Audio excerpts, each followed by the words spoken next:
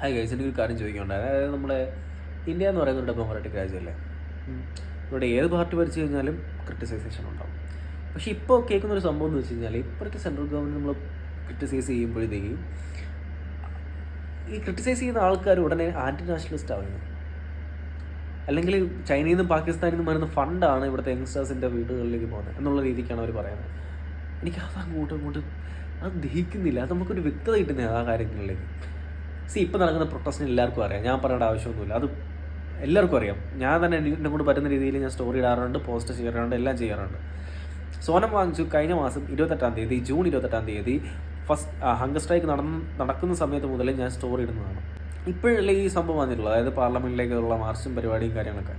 ഞാൻ പറയുന്നത് ഈ ഇത്രയും ദിവസം പീസ്ഫുള്ളായിട്ടുള്ള പ്രൊട്ടസ്റ്റ് നടന്ന സമയത്ത് എന്തുകൊണ്ട് ഇതിൻ്റെ അതോറിറ്റീസ് ഒന്നും മീറ്റപ്പ് ചെയ്തിട്ടില്ല.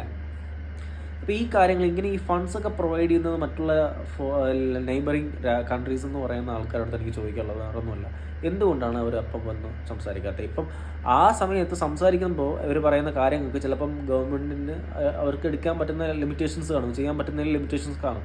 അത് പിന്നീട് ഒരിക്കലും ഒന്ന് പറയട്ടെ, ദാറ്റ്സ് ടോട്ടലി അണ്ടർസ്റ്റാൻഡബിൾ. ബട്ട് ഞാൻ ചോദിക്കുന്നതല്ല, ഒന്ന് കൺസിഡർ, എന്തുകൊണ്ട് കൺസിഡർ പോലും ചെയ്തിട്ടില്ല. അത് ഇപ്പോൾ ഒരു സംഭവം എല്ലാവർക്കും ഒരു പരിധിയില്ലേ. ഇപ്പോൾ ഒരു സംഭവം നടക്കുമ്പോഴത്തേക്ക് അതിനെതിരെ ഇപ്പോൾ സ്റ്റുഡൻസ് കാണിച്ച ഭയങ്കര മോശമാണ്, അവർ അങ്ങനെയാണ് ഇങ്ങനെയാണെന്നൊക്കെ പറയും. 3 ദിവസം പീസ്ഫുള്ളായിട്ടുള്ള നടന്നുകൊണ്ടിരുന്നത്, എന്തുകൊണ്ട് അപ്പോൾ പോയില്ല? അതാണ് ചോദിക്കുന്നത്.